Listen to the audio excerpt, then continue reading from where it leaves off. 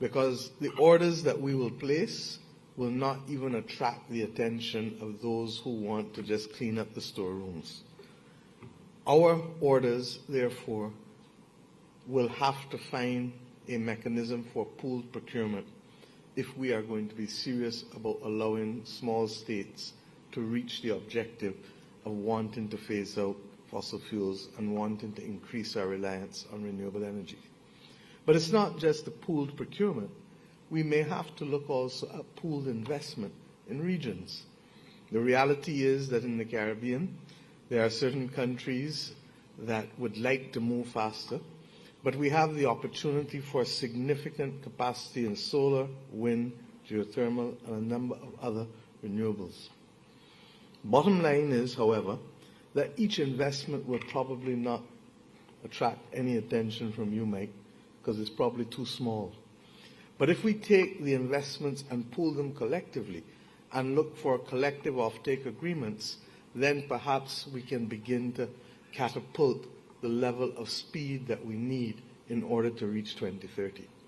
Forgive me if I have spoken about these practical matters this morning, but if we are serious about reaching the 2030 agreement, the targets for 2030, then we have to be practical with respect to these other issues. I come now, before I close, to the issue of financing. We cannot continue to believe that money is just going to come out of the air. It is not. And while we accept that there has to be far greater utilization of domestic financing than has been discussed thus far, the reality is that it is the partnership between foreign and domestic capital that is going to get us there. Most of our countries are borrowing at rates that are just not sustainable. And that is why the JETB projects, wonderfully announced in Glasgow, really have not gotten off the ground with the pace that we expected it to. I want to salute President Banga from the World Bank for agreeing to introduce more 50-year loans for climate vulnerable countries to be able to help us get part of the way. I want to salute Kristalina for introducing the Resilience and Sustainability Trust, which allows many of us to be able to start to plan out our way. But even then, it is limited. And in our own case in Barbados, we've used a significant portion of those funds to partner with the Latin American Development Bank, the Green Climate Fund, the United States USAID, and indeed Guyana and Bahamas, to be able to establish for the first time a blue-green investment bank in the Eastern and Southern Caribbean that will be a market maker to help close the gap with respect to some of the financing. But even with those things that I've called out and congratulated those persons, we are still not anywhere near where we need to be. In Paris last year at the Paris Pact for People and Planet, we discussed, William, the fact that we are not making sufficient pace. We're not moving with sufficient speed, and we are not moving on a broad enough front. Sultan, you have been able to add significantly to the global financing with the establishment of Altera. But the reality is that we are not yet near there. And my fear is that we say the same thing year after year after year, but the only difference is that the temperature keeps getting higher and higher, and the consequences of our failure to act with speed become real in so many parts of the world that have not yet hitherto been exposed to it. We have a moral obligation to get the financing right. And the next day, we will put out Bridgetown 3.0, which takes into account the progress we've made, but sets clearly still the ambitions that we must reach if we are going to be serious about enabling persons to reach the targets for the global renewable summits, while at the same time not forgetting that the broad sustainable development goals must be our target, because we are not one-issue people. We might end up saving ourselves from doom from the planet, but then dying from something else, like chronic non-communicable diseases that have overtaken our populations. So what is important is a holistic approach to finance, holistic approach to project preparation and project execution. I started with the regulatory and the procurement and the investment because too often people believe that finance is the destination. And because we have spent so much time on the Bridgetown Initiative, I know that we may have contributed to that because finance is one of the biggest issues, but it is not the only issue. And settling and solving the finance will not cause our citizens to be able to benefit from renewable energy tomorrow because there is still a project preparation and a project execution capacity that Ursula referred to so appropriately. I hope, Mike, that this ability to bring us together, using your convening power to be able to have persons to apply their hearts and minds to these difficult and complex challenges will mean that small island states will not be omitted from the preparation and the investment that can take place. We are often ignored because our scale is simply too small. But may I remind you that small can also be dangerous. And the most dangerous animal known to all of us, or living organism known to all of us, is a mosquito. And therefore, we ought not to ignore what potentially can be done across 1/4 of the world's states that actually are small island states today. Part of the difficulty is the duplicity of policy and the duplicity of approach. I say so not proudly, but recognizing that if I want to do carbon credits in Guyana, I will get probably 1/10 of what I could get in Europe for them. There has to be a better approach to build trust across the world on so many of these issues. If we can make progress on these multiple fronts, then we will come to be successful in 2030. If we don't, then we are going to pay the price of failure. And those who pay the price perhaps are not in this room. They're the people whose voices and whose faces are not heard and not seen respectively. And our solemn obligation as leaders here is to ensure that they are not going to be put on the front line of either our failure to alter the status quo or to summon the courage to make the changes that are necessary at this most pivotal time in the world's history. I am here because I believe we can do it. I am here because I have confidence in the fact that this pathway creates jobs, creates opportunities, and ultimately secures hope at the very time when the world needs hope more than ever.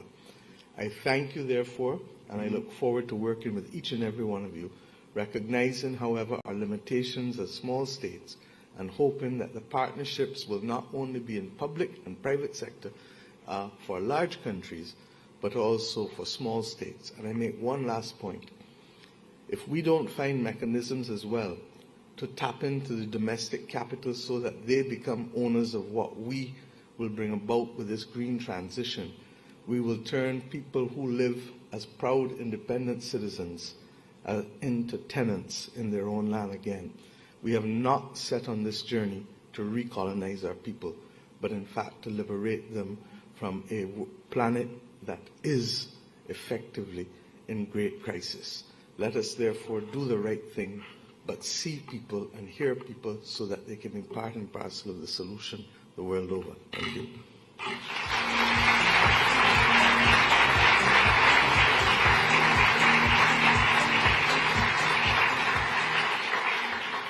When the Secretary General of the United Nations called and told me that he had selected one of the largest oil exporters in the world as the host country for COP28, I thought he was what we in New York would call a little bit meshuggah. That means crazy for those of you that don't live here. But he did, and he picked somebody, the country picked somebody to represent them and do the job of pulling it all together as the president of COP28, and that person is Dr. Sultan Al-Jaber. Under his leadership, last year's COP led to unprecedented commitments on clean energy, methane, heavy industry, and other critical pieces in the battle against climate change. COP28, you should know, was also the first UN climate conference to have an official summit for cities, states, and regions where the people live. This was an important step forward, and Dr. Sultan deserves a lot of credit for helping to make it possible. Together, we hosted the Local Climate Action Summit, which highlighted the work mayors and other local leaders are doing, and the need for greater partnership across all levels of government. And now he's been working closely with the leaders of the next two COP conferences to ensure that they build on momentum from Dubai and help fulfill the commitment we made there. He's become a good friend of mine. We were lucky to have him, and we're looking forward to help from him for a lot of things going forward. Please welcome Dr. Sultan.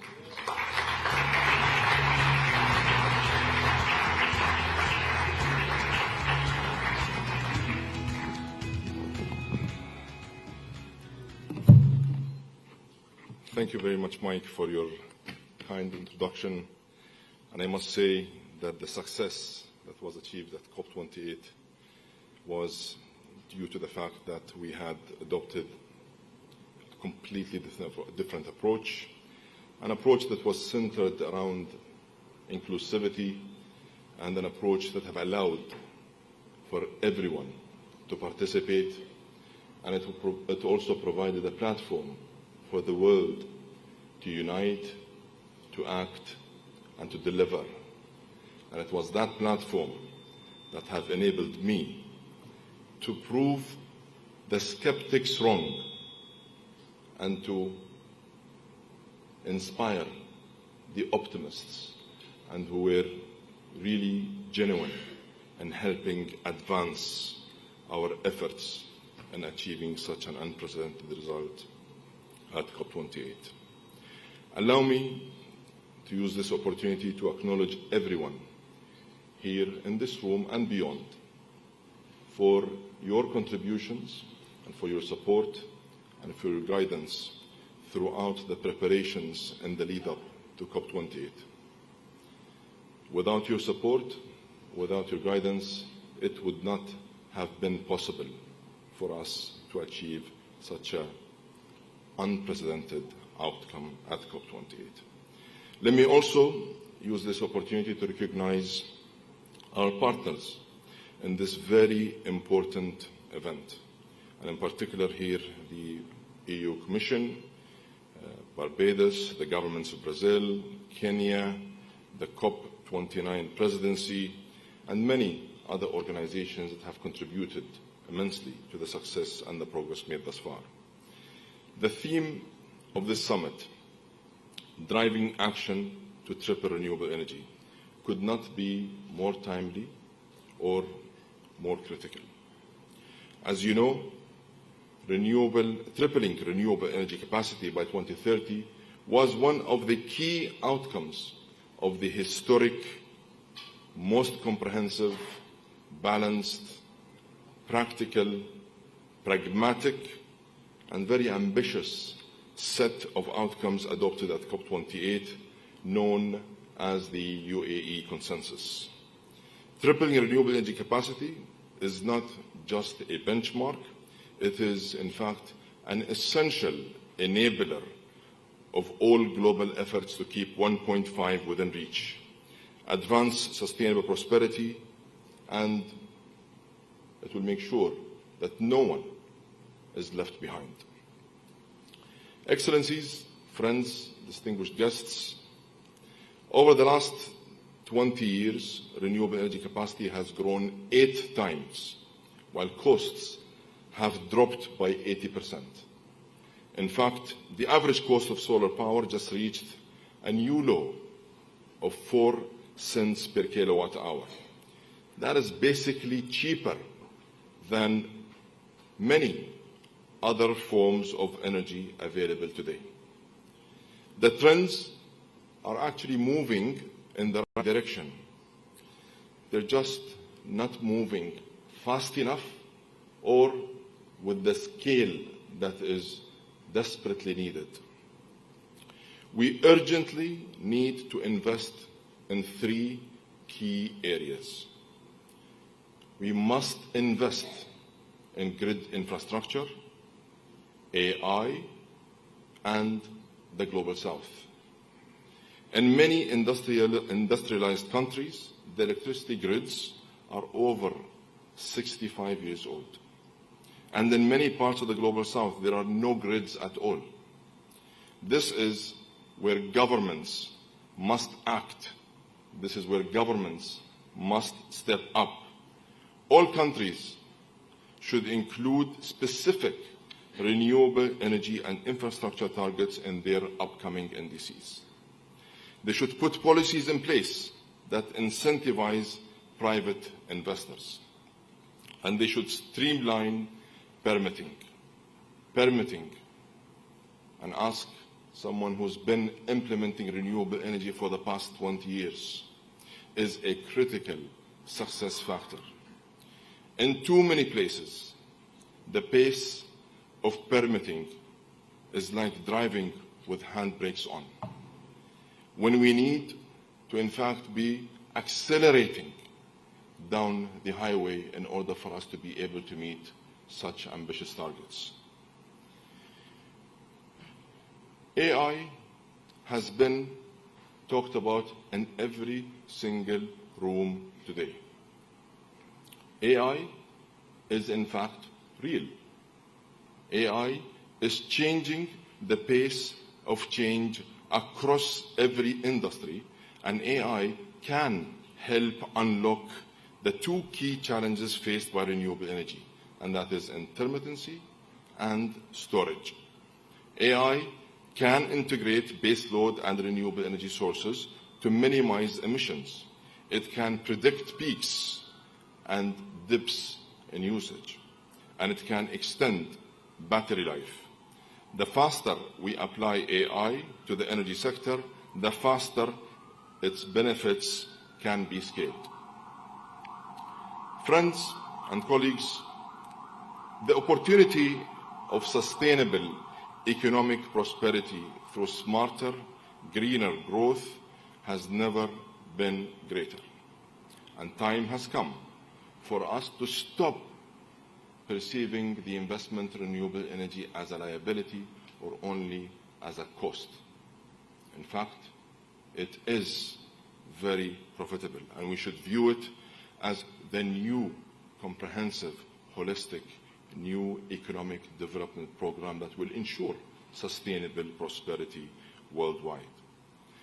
Some of the worlds are not seeing a fair share of the opportunity at hand when it comes to deploying renewable energy at scale.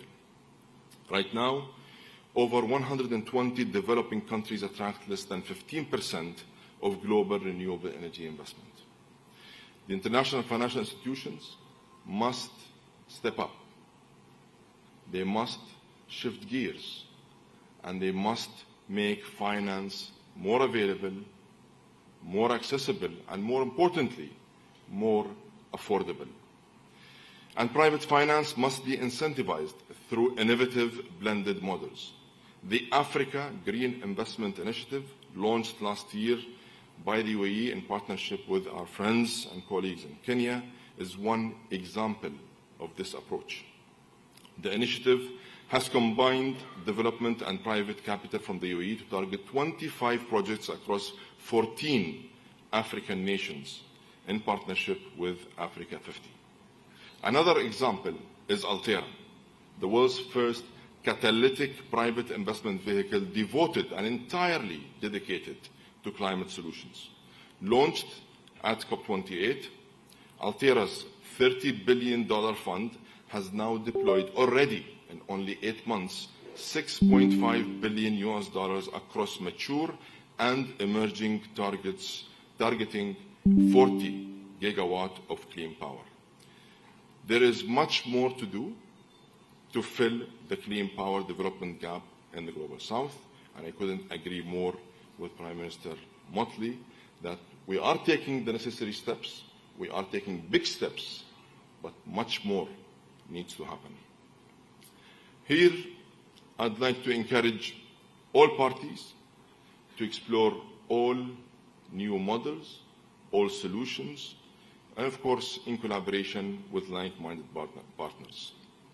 Business as usual cannot and will not help us deliver against our ambitious goals. We need to be smart, we need to correct course, and we need to change the game. Distinguished guests, to make the advances we need in the time available, business must think differently in order for us to be able to deliver. We need a new model of engagement that will drive public and private partnership to a completely new level. We need a true spirit of solidarity that brings everyone to the table. And we need a renewed sense of positivity. Allow me to repeat. We need a renewed sense of positivity that views spending on renewables as an investment and that will bring significant returns. Being negative will get us nowhere. We will just continue to spin the wheel. Let's think positive, let's think bigger, and let's act bolder. Let's lead the race towards a cleaner, greener world, and let us act now, and let us again unite, let us act, and let us deliver. I am very much counting on the momentum of COP28 continuing on to COP29, and from there, through the Troika arrangement, to COP30. I thank you all for your support.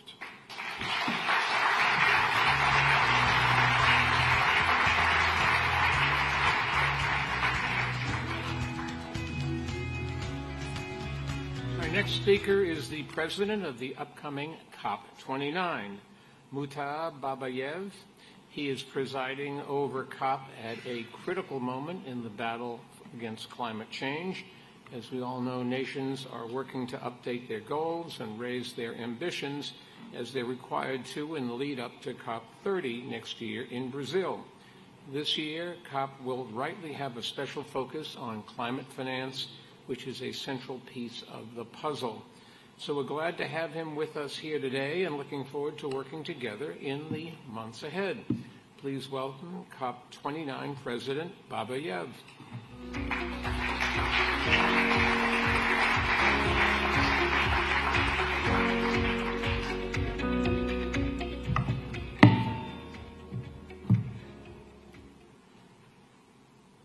Excellencies, distinguished guests, ladies and gentlemen. It is a great pleasure to join you today at this critical summit. We extend our deep gratitude to the Global Renewables Alliance, Bloomberg Philanthropies, and all partners for convening us. Dear colleagues, the UE consensus at COP28 marked a significant achievement and laid a strong foundation for the work ahead. To deliver on its calls on energy transitions in a just and orderly manner, we must rapidly scale up the renewable energy systems of the future. These issues are deeply interconnected. We must now work together to put in place the enabling conditions to implement the targets of the global stocktake. The COP29 Action Agenda has placed a strong emphasis on energy, and we have developed a series of initiatives designed to accelerate the implementation of renewable energy transition based on the decisions that have been taken in Dubai. The Green Energy Zones and Corridors Declaration aims to promote investments, stimulate economic growth, and foster regional cooperation in renewable energy development.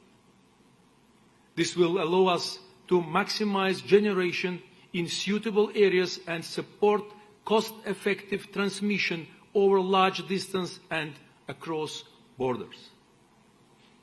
The Global Energy Storage and Grids Pledge sets an ambitious target to increase global energy storage capacity to 1.5 thousand gigawatts by 2030, 6 times above 2022 levels. It also commits to scaling up investments in grids and upgrade more than 80 million kilometers by 2040. This will be essential to ensure adequate storage capacity and the stability of grids, both of which are key enablers for the effective storage and reliable transition of renewable energy. The Hydrogen Declaration then seeks to unlock the potential of a global market for clean hydrogen and its byproducts. This will be crucial to decarbonizing hard-to-reduce sectors and developing storage solutions. As excess energy can be used to produce green hydrogen. These initiatives aim to take some of the next logical steps in the implementation of the UAE consensus. They recognize that while the cost of renewables may be fallen dramatically, we must provide further policy support to create flexible business models for a clean energy future. We therefore call upon all relevant stakeholders from the public and private sectors to endorse those declarations and send strong market signals. We must also work across both the supply and demand side of global energy markets. Within the COP29 action agenda, we are engaging with a range of private sector stakeholders to help them decarbonize their operations. We also know that clean energy offtake agreements can support the financing of renewable projects. To take one example, this energy demands of digital technology companies are rising rapidly. But we are convinced that the sector can play a crucial role in using digital tools for climate action and supporting the development of renewable energy. We have therefore launched the Green Digital Action Declaration, which we call on governments and the private sector to endorse. Ladies and gentlemen, these initiatives also support the COP29 presidency's wider plan to enhance ambition and enable action. To enhance ambition, we are calling all parties to submit 1.5 aligned nationally determined contributions before February 2025 deadline. These NDCs should integrate ambitious but achievable renewable energy targets. This is a critical moment to translate global targets into national action plans. To enable action, climate finance is essential in supporting developing countries in their transition to renewable energy systems and will be centerpiece at COP29. The COP29 presidency's top negotiating priority is to negotiate a new collective quantified goal on climate finance. This goal must be fair and ambitious and adequate to meet the scale of the challenge before us. Determination and leadership are now needed from all parties to bridge the gaps that still divide us in this critical final phase.